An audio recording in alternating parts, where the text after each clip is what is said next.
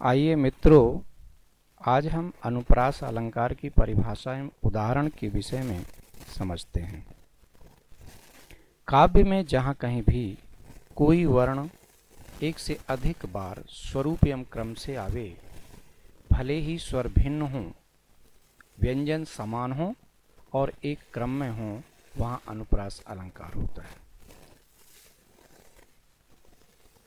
चारु चंद्र की चंचल किरणें खेल रही हैं जल थल में, स्वच्छ चांदनी बिछी हुई है अवनी और अंबर तल में।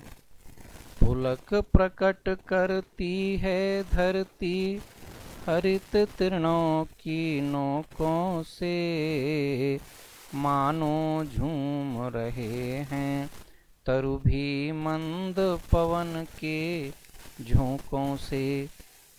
यहाँ पर देखिए कि अनुप्रास अलंकार कैसे है। चारु चंद्र की चंचल किरणें खेल रही हैं जलथल में। हम इसमें देखते हैं कि अनुप्रास अलंकार के अंतर्गत ये बताया गया है कि जब किसी वर्ण की आवृत्ति स्वरूप एवं क्रम से होती है तो वहाँ पर अनुप्रास अलंकार होता है। यहाँ पर हम ये देखते हैं कि चारु चंद्र की चंचल किरणें खेल रही हैं जलथल में। यहाँ पर चारु, चंद्र और चंचल ये तीन शब्द हैं और इसमें प्रारंभ में चा, इसमें भी प्रारंभ में चा और इस शब्द में भी प्रारंभ में चा है, इसलिए यहाँ पर अनुप्रास अलंकार है। यद्यपि इन पंक्तियों में मानो झूम रहे हैं तो भी मंद पवन के झोंकों से मानो उत्प्रेक्षा अलंकार भी है, लेकिन हम उसी अलंकार की चर्चा करेंगे जिस अलंकार की हम परिभाषा यहाँ पर दे रहे हैं, क्योंकि इससे समझने में आसानी होगी। अन्य दूसरा उदाहरण देखिए। तरनि तनु जा तट तमाल तरुवर बहु छाए, झुके कूल सो जल पर सनहित मनहु सुहाए। इस उदाहरण के अंतर्गत हम देखते हैं कि तरनि तनुजा तट तमाल तरुवर बहु छाए। इसमें ता, फिर ता और ता वर्ण की आवृत्ति 5 बार हुई है और वह भी स्वरूप एवं क्रम से, यानी प्रत्येक शब्द के प्रारंभ में ता वर्ण की आवृत्ति हुई है, इसलिए यहाँ पर अनुप्रास अलंकार है। यद्यपि हम यह भी देखें कि झुके कूल सो जल पर सन्निहित मनहु सुहाए, यहाँ पर मनहु शब्द का प्रयोग किया गया है जो उत्प्रेक्षा अलंकार का वाचक शब्द है, लेकिन यहाँ पर हम चर्चा सिर्फ अनुप्रास अलंकार की कर रहे हैं, इसलिए हम सिर्फ अनुप्रास अलंकार पर ही ध्यान देंगे। अब अगला उदाहरण और देखिए, ये बहुत ही महत्वपूर्ण है। बिहारी का यह दोहा है जिसमें कहा गया है, कहत नटत रीझत खिजत मिलत खिलत लजियात, भरे भौन में करत हैं नैनन ही सब बात।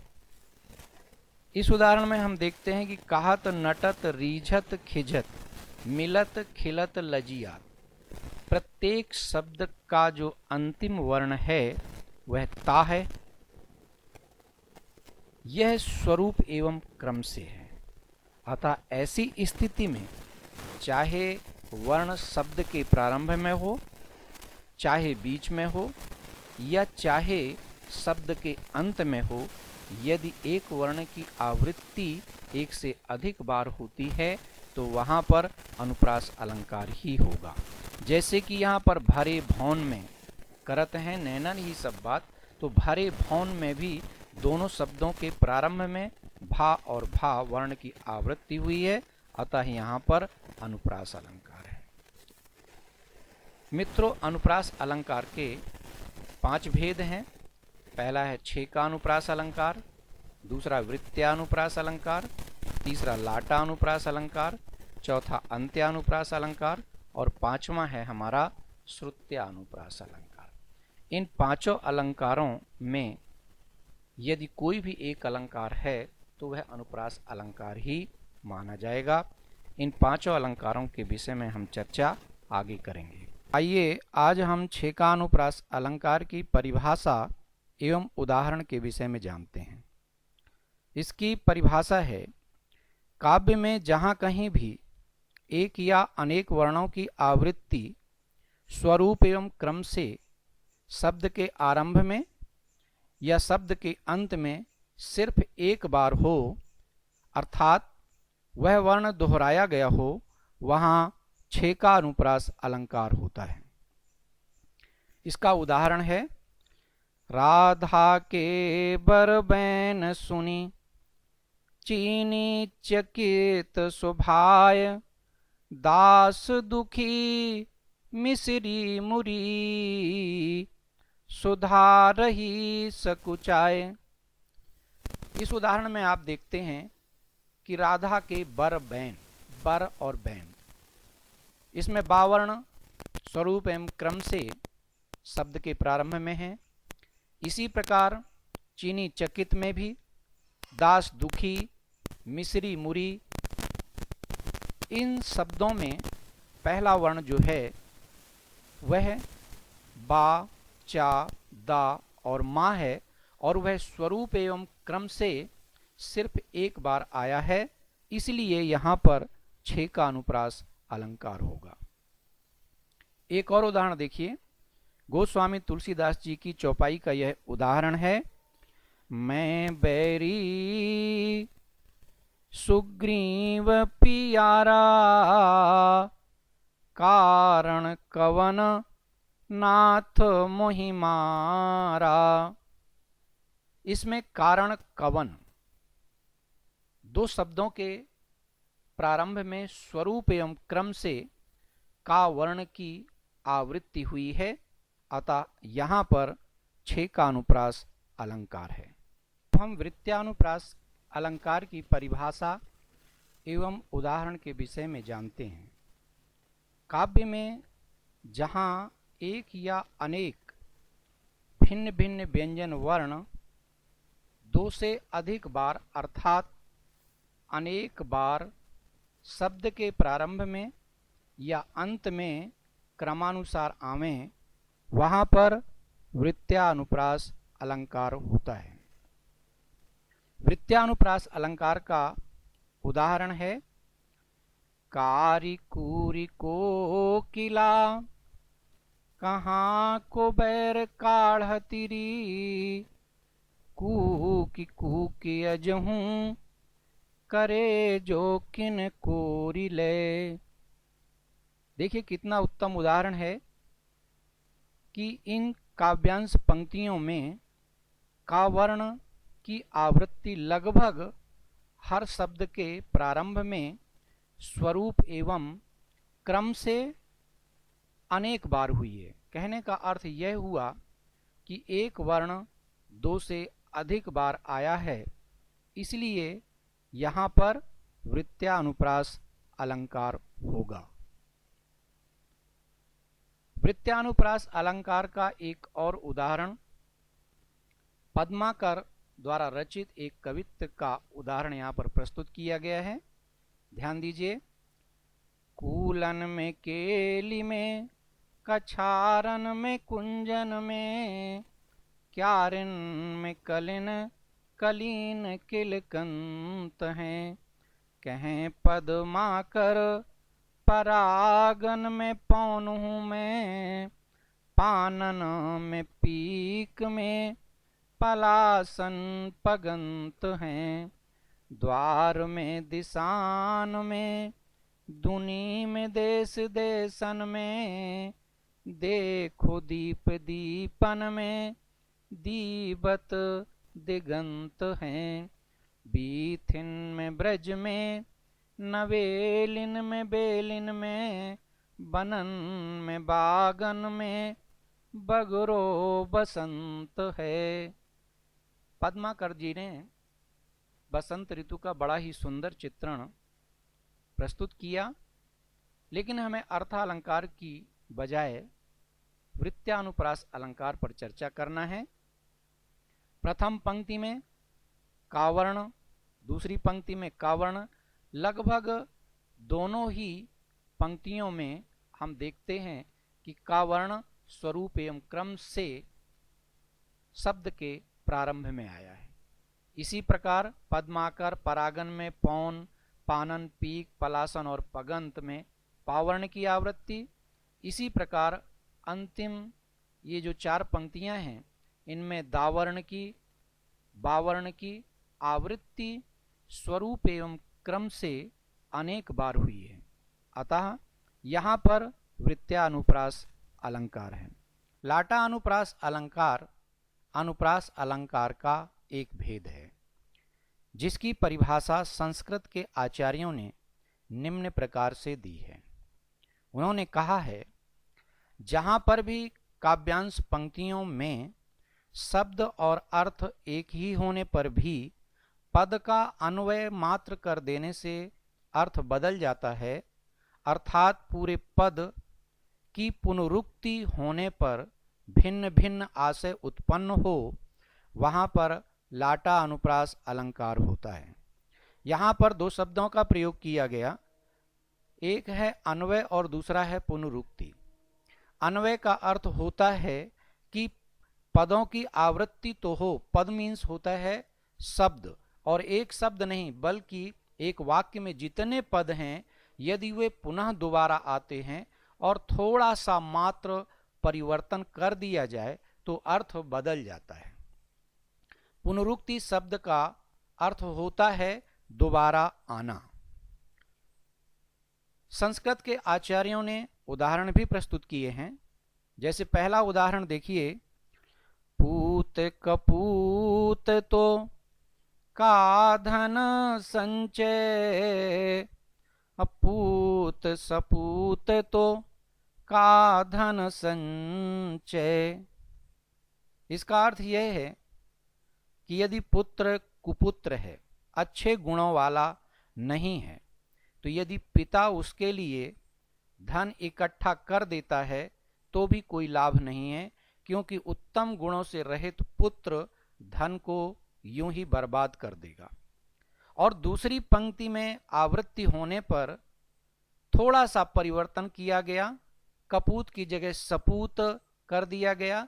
इस दूसरी पंक्ति का अर्थ यह होगा कि यदि पुत्र सुपुत्र है यानी अच्छे गुणों वाला है तो भी पिता को धन इकट्ठा करने से कोई लाभ नहीं है, क्योंकि यदि सुपुत्र है तो वह स्वयं धन एकत्र कर लेगा। इस प्रकार यहाँ पर पूरे पदों की ही आवृत्ति हुई है और थोड़ा सा परिवर्तन कर देने मात्र से उसका अर्थ स्पष्ट हो जाता है। अतः यहाँ पर लाटा अनुप्रास अलंकार की सृष्टि हुई है। दूसरा उदाहरण देखिए, पिए निकट जाके बसें घाम चांदनी ताही, पिए निकट जाके नहीं घाम चांदनी ताही। यहां पर भी उसी प्रकार से अर्थ निकाला गया है, पिए निकट जाके बसें घाम चांदनी ताही। यहां पर यह बताया गया कि नायिका का नायक यदि उसके समीप है तो उसके लिए घाम अर्थात धूप भी चंद्रमा की शीतल चांदनी की तरह लगती है।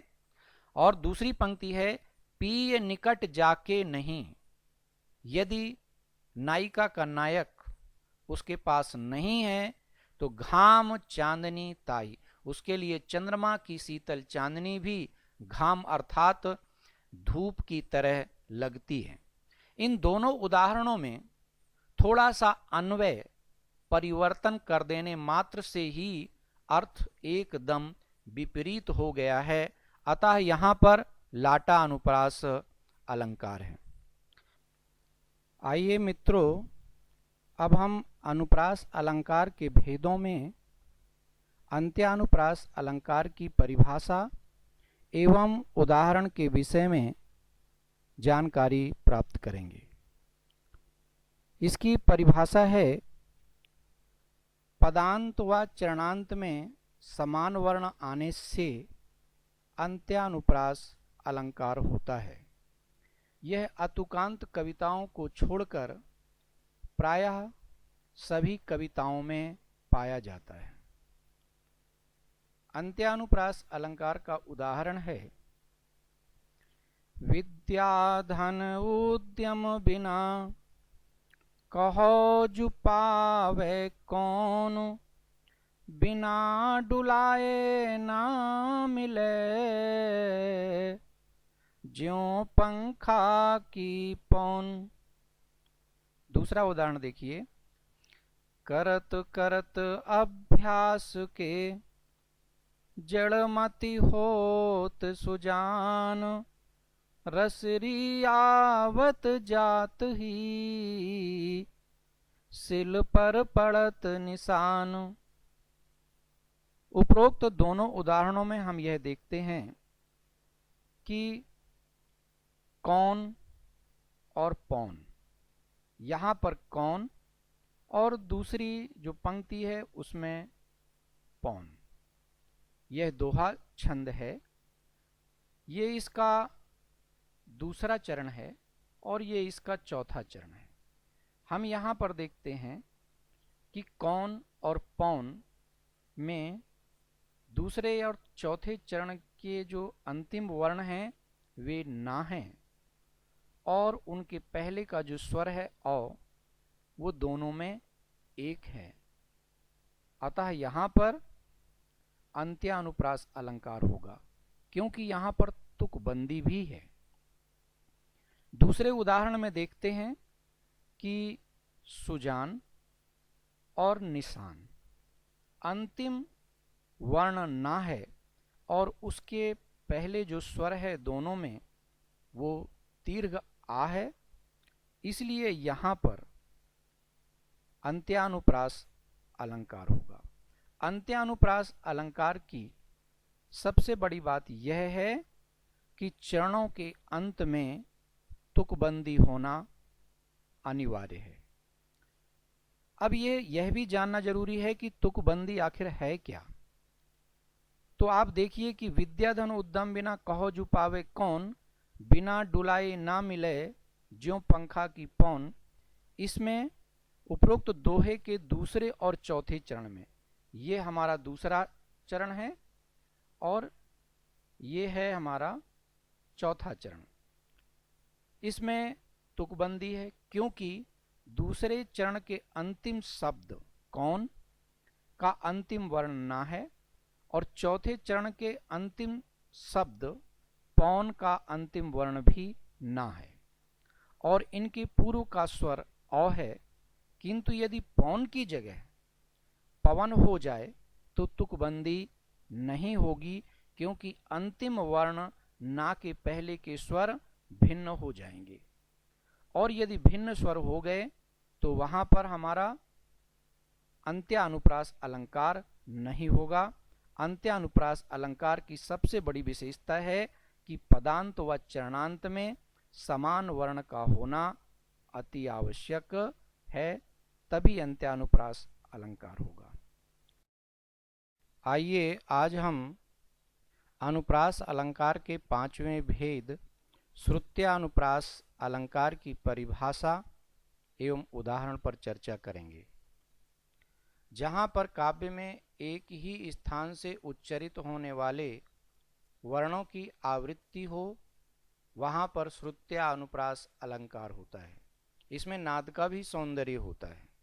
उदाहरण देखिए, चंचल जल में झलक तुम्हारी जब से देखी, तब से अपना भाग्य मुझे अच्छा लगता है। उस उदाहरण में देखते हैं कि चा, जा, झा, पुनः जा, झा और छा एक ही स्थान से उच्चरित होने वाले वर्ण हैं। ये वर्ण तालु से उत्पन्न होते हैं और इनकी आवृत्ति हुई है, अतः यहाँ पर श्रुत्यानुप्रास अलंकार होगा। अगला उदाहरण देखिए, जिसमें राधा और कृष्ण के सौंदर्य का चित्रण किया गया है, उनकी वेशभूषा का। छहरे सिर पे छवि मोर पखा, उनकी नथ के मुक्ता ठहरे, फहरे पियरो पट बेनी तय, उनकी चुनरी के झबा छेरे। इसमें कवि बेनी ने राधा और कृष्ण के सौंदर्य का, उनकी वेशभूषा का सुंदर चित्रण प्रस्तुत किया। इस उदाहरण में आप देखिए छा, छा, चा, झा और छा, ये एक ही स्थान से उच्चरित होने वाले वर्ण हैं तालु से। दूसरे में देखिए पा, मा, फा, पा, पा और बा, ये भी एक स्थान से यानी ओष्ठ से उच्चरित होने वाले वर्ण हैं, जिनकी इस उदाहरण में आवृत्ति हुई है। इसलिए यहाँ पर श्रुत्यानुप्रास अलंकार होगा। मित्रों, यह जानना जरूरी है कि ये एक ही स्थान से उच्चरित होने वाले वर्ण क्या हैं। हिंदी वर्णमाला के स्वर, व्यंजन और विसर्ग का उच्चारण हमारे कंठ से लेकर के नाक तक जितने भी भाग हैं उसको अलग अलग भागों में विभाजित कर, जैसे कंठ, तालु, ओंठ, दांत, मूर्धा, नाक, कंठ और होंठ, दांत और ओंठ आदि से होता है। भिन्न भिन्न स्थानों से हमारे मुंह से इन वर्णों का उच्चारण होता है और उसी के अनुसार का वर्ग, चा वर्ग, टा वर्ग, ता वर्ग और पा वर्ग के अनुसार इनको यहाँ पर विभाजित किया गया है। और भी बहुत हैं, लेकिन यहाँ पर इन वर्गों का विश्लेषण करना ज़्यादा उचित नहीं होगा। इसका अलग से हम विश्लेषण करेंगे, उसमें चर्चा करेंगे। यहाँ पर देखिए का वर्ग, का, खा, गा, घा, अंगा, ये अंगा है, ध्यान रखिएगा, जो कंठ से उच्चरित होता है। चा वर्ग, चा, छा, जा, झा, इया, ये तालु से उत्पन्न होता है, उच्चारण होता है इसका। टा वर्ग, टा, ठा, डा, ढा और णा, ये मूर्धा से उत्पन्न होते हैं। ता वर्ग, ता, था, दा, धा और ना, ये दांत से। पा वर्ग जो है पा, फा, बा, भा, मा, ये ओंठ से उत्पन्न होते हैं। तो आप ये अच्छी तरह से समझ गए होंगे कि इनके उच्चारण स्थान कैसे हैं। और कंठ, तालु, मूर्धा, दांत और ओंठ से उच्चरित होने वाले यदि वर्णों की आवृत्ति होती है, यानी कोई जरूरी नहीं है कि का ही आए, का वर्ग के कोई भी वर्ण आ सकते हैं। उसी प्रकार चा वर्ग के कोई भी वर्ण यदि उसमें बार बार आ जाते हैं तो वहां पर हमारा श्रुत्यानुप्रास अलंकार होता है। अब देखिए अनुप्रास अलंकार का यह अंतिम भेद था जिसकी हमने चर्चा की थी। इसमें थोड़ा सा यह जान लेना आवश्यक है कि छेकानुप्रास और वृत्यानुप्रास अलंकार में अंतर क्या है। छेकानुप्रास अलंकार में एक या अनेक व्यंजनों की स्वरूप एवं क्रम से सिर्फ एक बार आवृत्ति होती है, जबकि इसके विपरीत वृत्यानुप्रास अलंकार में एक या अनेक व्यंजनों की आवृत्ति स्वरूप एवं क्रम से अनेक बार होती है। इसके उदाहरण पूर्व में दिए जा चुके हैं। स्पष्ट है कि छह का अनुप्रास में एक वर्ण की आवृत्ति एक ही बार होगी, यानी एक वर्ण दो बार आएगा। लेकिन वृत्यानुप्रास अलंकार में एक वर्ण दो से अधिक बार आएगा। इस प्रकार वृत्यानुप्रास अलंकार वहां होगा। अतः छह का अनुप्रास और वृत्यानुप्रास अलंकार में यही उदाहरण है। इस प्रकार आपने अभी अनुप्रास अलंकार के भेदों के विषय में जाना। मित्रों, बहुत बहुत धन्यवाद।